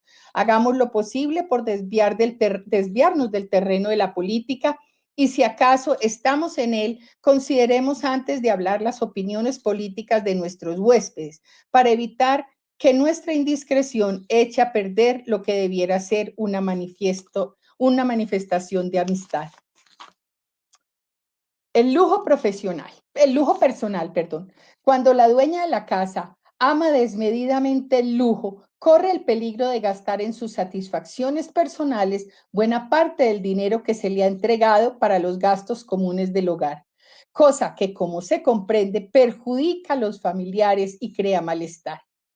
Pensemos antes que todo en que somos administradoras de algo legítimamente no nuestro, sino de la comunidad. Las compras. Si se nos hace demasiado caro o costoso algo de lo que nos ofrecen personas pobres que tienen que vivir del producto de sus ventas, prescindamos de tomarlo y no insistamos en obtener una rebaja considerable. Nada más triste que oír decir a un vendedor, bueno, señora, se lo voy a dejar por lo que me costó. Esto, aunque no sea verdadero, intranquiliza la conciencia de toda mujer caritativa. Muy bonita. Es así, esa parte me gusta mucho. Las otras las debatiría. Después viene el egoísmo. Pocas señoras tienen la galantería de ofrecer a sus amigas la receta de un plato que, a juzgar por los elogios, les merece, por los elogios que el plato les merece, deseen aprender a fabricar, lo que no deja de ser una manifestación de egoísmo, puesto que debemos pensar que todo lo que hagamos por el adelanto del arte culinario va en beneficio de nuestra propia tierra. Pero hay todavía algo peor, y es que algunas, cuando se resuelven ofrecerla, lo hacen con medidas inexactas, cometiendo con esto una verdadera estafa. ¿Por qué nos atrae tanto la exclusividad, aún en tan pequeños detalles? Y así sigue con toda su crónica. Habla, por ejemplo, de todo lo que son las costumbres navideñas y cómo deben ser los platos de Navidad, cómo servirlos, pero es completamente, pues fuera hoy de sentido, pero impresionante cómo las mujeres éramos dedicadas al hogar y nada más, lo que tanto añoran muchos hombres. Bueno, esta era volviendo a la época de 1900. Y ahora, María Isabel. Hola, Ana. ¿Cómo estás? ¿Cómo te ha ido? Ya para cerrar nuestro programa, y María Isabel nos va a leer cómo escribir una cartilla. Exactamente. Sí. Más que escribir una cartilla es cómo escribir. En realidad, esta es una carta, está basada en una carta que le pidió una profesora de la universidad espérate, te digo, exactamente, de la universidad, lo tenía, pero con la memoria que tengo, del Departamento de Historia de la universidad, no lo dice. Bueno, el caso es que le preguntó a uno de sus colegas cómo necesitaba aprender a redactar para escribir los trabajos académicos. Entonces le mandó ciertas normas el debido profesor. Y empieza la carta que antecede a la cartilla. El señor le responde: me pides una cartilla de instrucciones para enseñar a redactar. Es una trampa y es también una tentación. Una trampa porque redactando unas instrucciones seguro se hará evidente que no sé redactar, que a pesar de mi empeño aún no empiezo a aprender, pero es una tentación intentarlo. Con la anterior nota encabezó el escritor Darío Jaramillo Agudelo la respuesta a Patricia Londoño, profesora del Departamento de Historia de la Universidad de Antioquia. Ahí está, volvemos a tu tierra. La señora, nos llevan a tu tierra, la señorita. De señorita en señora vamos llegando allá. Bueno, empiezo la cartilla porque me parece muy interesante. Esto era lo que decía Darío Jaramillo Agudelo. El lenguaje oral y el lenguaje escrito no son iguales. Esta afirmación se prueba con un experimento: transcribir una exposición verbal. De inmediato se notará que el lenguaje hablado, sucesivo en el tiempo, está lleno de repeticiones de palabras, de énfasis tonales, de circunloquios que no son de hecho ni de buen recibo en el lenguaje escrito, no sucesivo en el tiempo, sino simultáneo sobre la página, y que exige un orden que no posee la exposición oral. Aquello de que hablamos como se nos ocurre, pues no se ve bien escrito, obviamente. De esta diferencia radical se sigue un escollo. Así como el individuo gasta sus años en dominar el lenguaje hablado, también el aprendizaje del lenguaje escrito necesita tiempo y dedicación. ¿En qué consiste este aprendizaje? Hay dos extremos. El primero, el de la excelencia. Es el dominio de la escritura como arte, vocación, dedicación y talento de algunos privilegiados como García Márquez. El otro extremo es el mero conocimiento de la caligrafía para poner por escrito con torpeza y miedo algunas ideas desilvanadas. El aprendizaje que se le exige a un profesional o a una persona culta ha variado con el tiempo. Durante muchos siglos, la expresión escrita debía ser un idioma distinto al hablado, hasta que en el siglo XVIII muchos textos se escribían en latín. En algunas épocas recurrentes, el dominio de la escritura consistía en el conocimiento de mundos simbólicos, de analogías que exigían ingenio y erudición. En tiempos más cercanos, la medida de la calidad de la escritura se definía por un valor difícil de establecer: la elegancia. El texto escrito, aún el manual más descriptivo, estaba tocado por un tono radicalmente diferente al del habla, empeñado en cierta solemnidad, aún en cierto engolamiento, cuyos restos arqueológicos son la retórica parlamentaria de hoy. Entonces, continúa diciendo, ¿cada cuánto tiempo escribe? ¿Cuándo fue la última vez que escribió? La mayoría de respuestas a estas dos preguntas denuncian en casi todo el que las responde una lamentable falta de práctica en la expresión escrita. De ahí se sigue casi siempre un comentario de los estilos siguientes. Yo no sé escribir, tiene razón. No tengo facilidad para escribir, ¿cierto? Me cuesta mucho escribir, ciertísimo. Esos son los tres niveles. Lo importante aquí es subrayar que lo que uno sabe, lo aprende. Tener dificultad para cualquier actividad no la hace imposible. Al principio cuesta más, como cuando se inicia cualquier entrenamiento, pero gradualmente se adquiere práctica y se vence el temor reverencial a la palabra escrita. Esto se parece a un programa de entrenamiento, a aprender a tocar un instrumento o a hacer gimnasia. Me refiero a que todo empieza con rutinas. ¿Con qué escribo? Definir qué se ajusta más a mi comodidad, a mi gusto. El lápiz, el esferográfico, el plumígrafo, directo sobre el teclado. Cada uno sabe qué instrumento lo satisface más o debe definirlo. ¿Sobre qué? un cuaderno, una libreta con líneas, papeles sueltos, la pantalla. Siempre es recomendable definir estas materias en función de la comodidad. ¿Dónde? Tener un lugar fijo, un territorio ayuda a la concentración. Son importantes la buena luz, ojalá entrando desde la izquierda, y la comodidad del cuerpo, principalmente de la espalda, y estar lejos de las interrupciones. Es imposible escribir y conversar, escribir y cocinar, o escribir y ver televisión al tiempo. ¿En qué posición? Hemingway escribía sobre un atril de pies. Luis Vidales decía que escribía desnudo y acostado, pero en general la posición más convencional es sentado apoyado sobre una mesa. Un poeta colombiano dice que para escribir se necesita una mesa, una musa y una moza. Lo esencial de estas rutinas es facilitar el proceso de la escritura, de modo que la velocidad de la mano fluya y el cerebro se acomode a esa velocidad sin acoso. ¿Qué tener cerca? Mínimo un diccionario de significados, el Larousse o el diccionario de la Academia. Ojalá también un diccionario de sinónimos. ¿A qué horas?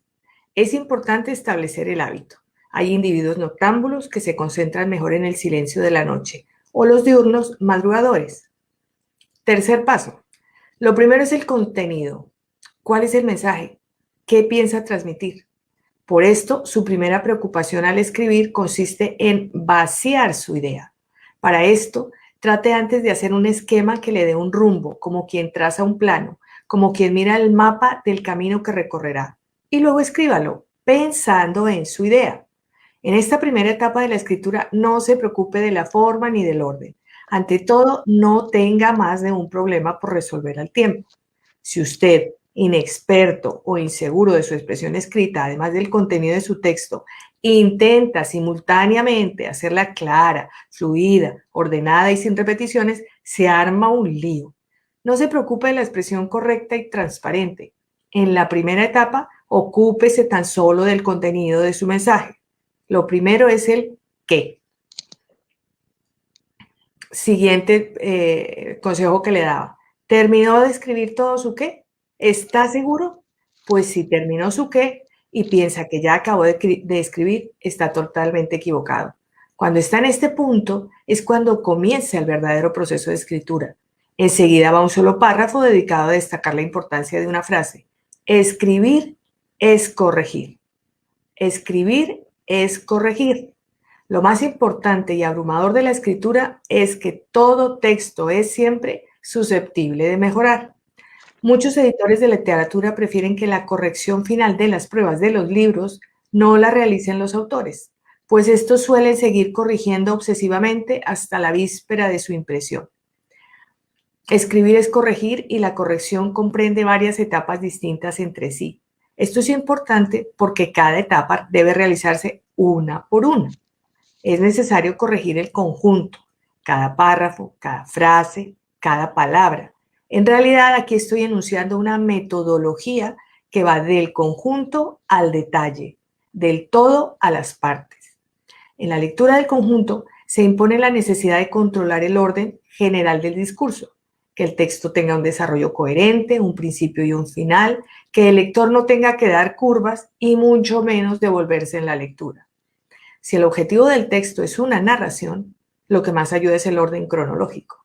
Si es una descripción, se aconseja ir del conjunto al detalle. Si es conceptual, igualmente, desarrollar de la idea principal a sus ramificaciones. Después de la corrección global, es importante revisar cada párrafo, las repeticiones de palabras, la conjugación de los verbos en el mismo tiempo, la puntuación. Después, frase a frase, que sea coherente, que esté bien ordenada, sujeto, verbo, complemento, y la ortografía. Un párrafo sobre la ortografía. ¿La ortografía se tiene o no se tiene? Cuando no se tiene, es muy importante revisarla y corregirla, pues un error de ortografía hace dudar de lo que estamos diciendo. Quien no tiene buena ortografía pierde credibilidad. Fíjate que eso no lo sabía yo nunca. Estoy dando cuenta que nosotros hicimos no sé cuántos años de carrera para escribir y esto siempre, siempre se nos repetirá. Se nos repetirá y será válido para todos los periodistas durante toda la carrera. Unos párrafos finales sobre la corrección frase a frase. Ensaya leer cada frase sin los adjetivos que contenga. Es una buena manera de juzgar si el adjetivo no agrega nada al significado.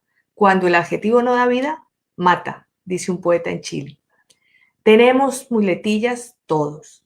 Yo, además, soy propietario de unas muletas. Es muy importante limpiar la prosa de esas frases que sirven de apoyo al pensamiento, pero da obstáculo a la transmisión del mensaje. Es recomendable mirar las frases negativas. En general es una mentira mía. Es de más fácil comprensión una frase expresada en sentido positivo.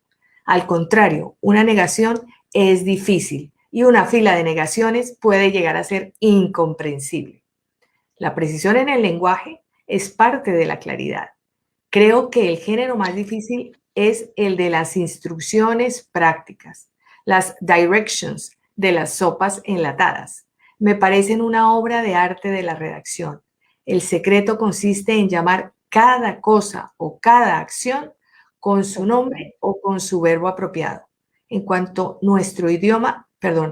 nuestro idioma existen sustantivos y verbos fáciles: hacer, ser, tener, cosa, objeto, todos vocablos absolutamente necesarios cuando se precisa, pero que se usan como reemplazo de palabras menos vagas. Y lo último, y con esta me despido. Sí, el género más difícil de la escritura consiste en dar instrucciones prácticas. Releyéndome, confirmo que mientras escribía, violaba todas las que prescribí. Es cierto. Sí, totalmente cierto. Nos corregimos y nunca terminamos de corregirnos. Sí. Bueno, a todos 1000 gracias por estar hoy en nuestro programa de cartillas. Y se me ocurre algo que podríamos hacer, y era de pronto invitar a otras personas nuevas a leer. Hoy tuvimos 2 invitados nuevos. De pronto a quienes les guste o les interese o tenga, no importa, no les dé temor, esto da pena a veces y después uno la bota, pero si quieren leer y ser parte del grupo, simplemente se lo mandan a Leonora, y también de pronto compartir temas que les puedan parecer interesantes. Yo creo que ya en estos 7 meses, hemos hecho bastante, entonces si nos contribuyen con sus ideas de qué podemos hacer, sería chévere. Y por último, contarles cuál va a ser nuestro próximo programa el sábado entrante. Es mis historias favoritas de la astronomía, de Germán Puerta, el astrónomo, no el astrólogo, el astrónomo. Y él va a estar precisamente en el programa. Vamos a leer aparte de su libro, y él va a estar contándonos o aclarando dudas o aclarando temas. Entonces, a todos feliz noche y muchísimas gracias por estar con nosotros otra vez. Gracias, Ana. Chao. Chao.